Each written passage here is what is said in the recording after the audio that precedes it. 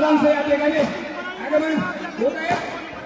अगदी अगदी काही क्षणामध्ये दादांचं आगमन होतं। मी समोर थांबलेल्या लोकांना विनंती करतो कृपया सर्वांनी बसून घ्या खाली सगळे